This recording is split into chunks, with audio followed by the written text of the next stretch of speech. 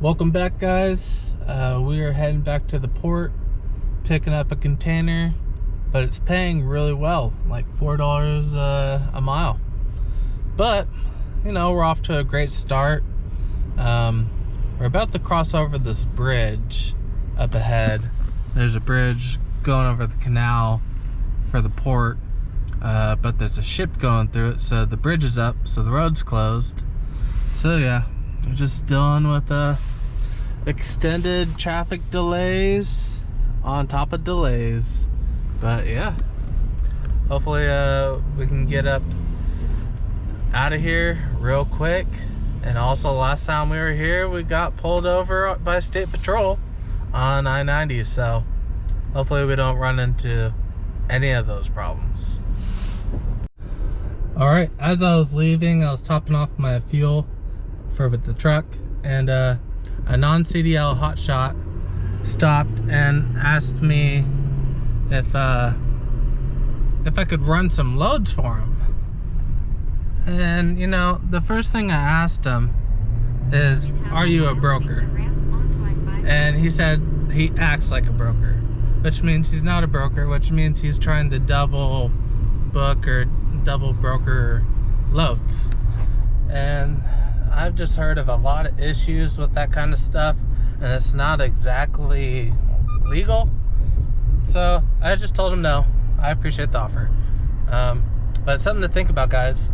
Just because people are offering you work and offering you money doesn't mean that it's good money, doesn't mean that you'll get paid. You gotta stick with the guaranteed stuff, the stuff that, you know, we know that works. Stay away from the sketchy stuff. Alright, taking our drive down Columbia River, heading to our destination. It's a nice drive. One thing I did realize last week when I drove down here is this is where the nuclear plant was, where they built the atomic bomb in World War II. There's a little bit of a leak and they're doing a cleanup over there, but I had no idea where it was. Now I do. It's over here by Richland. But alright, let's get back to driving, and hope you're enjoying the scenery. Alright, before we leave, 7.3 miles per gallon, 203 miles. Paid $800, so it's like $3.90 a mile. It's really good. Gonna check the load board really quick before I head anywhere, and if I don't find anything in the area, I'm gonna head back and get another one. Alright, we're on that morning grind. We got a load booked out of Seattle, going to the same location. It's a quick, easy, like 3.5 hour drive. So theoretically I should be able to run 5 of them this week, which would be really good. But so far we're on track to do 1 a day, so it's gonna be a good week. All right, so we got loaded up. I will say, to the guy's credit, after, you know, talking with him yesterday, kind of yelling at him a little bit, voicing my complaints and concerns about how he was loading me, today he put it on perfect. So I don't know if there was just something in his brain thinking that, you know, this is different than a container trailer. If he can load that, he can load this. It's the same thing. So he did much better, but he was still trying to be in like complete control of everything. He wanted me just to back up until my trailer hit, and I was like, no dude, you could side shift your forklift. And he didn't like all that, but he did it. So he still had a little bit of attitude, but at the end of the day, I think that he's learning, and that's all we can ask. And so do voice your concerns, you know, with these people, and let them know.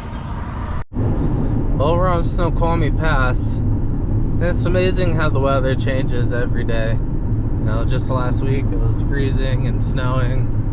Now it's clear skies, sunny, beautiful, nice and warm out. But yeah, so far smooth sailing, and I think we're gonna have a great week. All right guys, we made it back. We're here at the delivery site bright and early, so everything's going to plan, and no hiccups.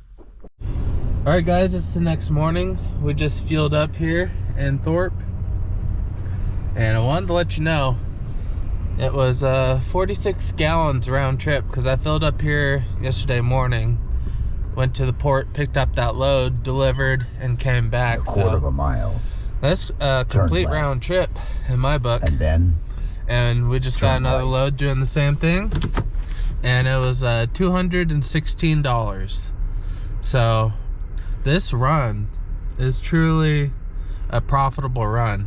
I only get paid $125, and then there's $220 in expenses for fuel out of $800. It's a pretty profitable run. And well, we're on site, but lots of traffic. We're not even in the loading bay area. We're on the street. So it's probably gonna be a while.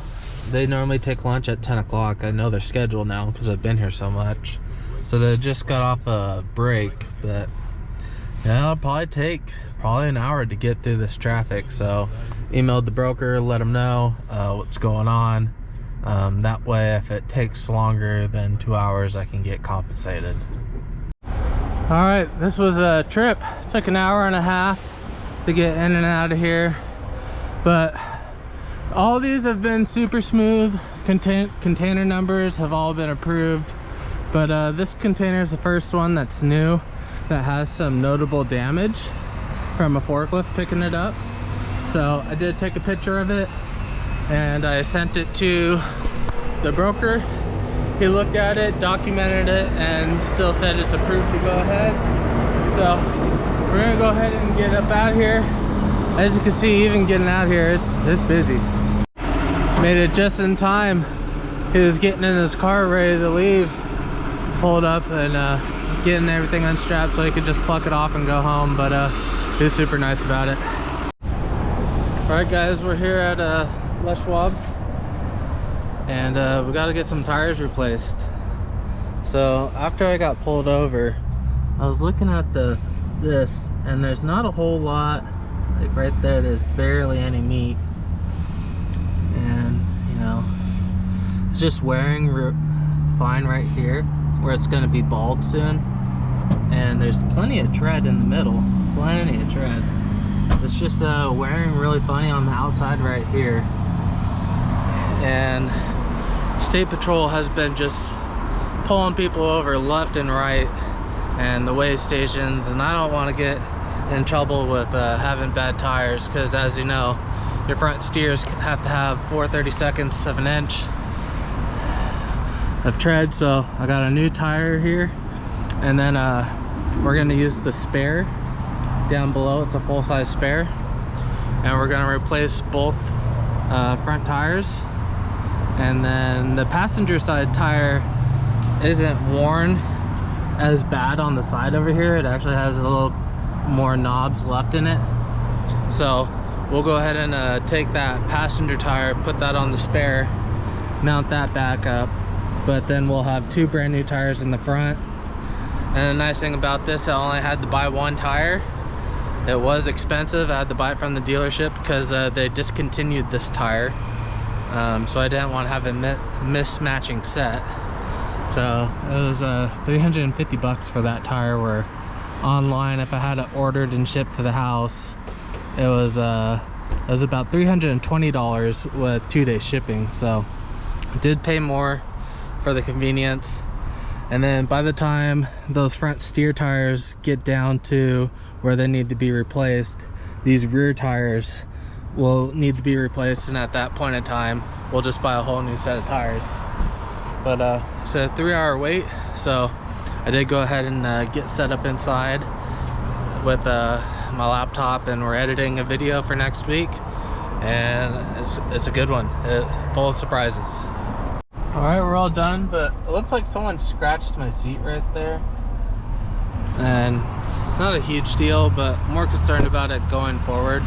He's gonna buff it out really quick, but man, these tires have so much more meat on the side than those old worn tires. So I'm glad I got them replaced, and we're gonna be good.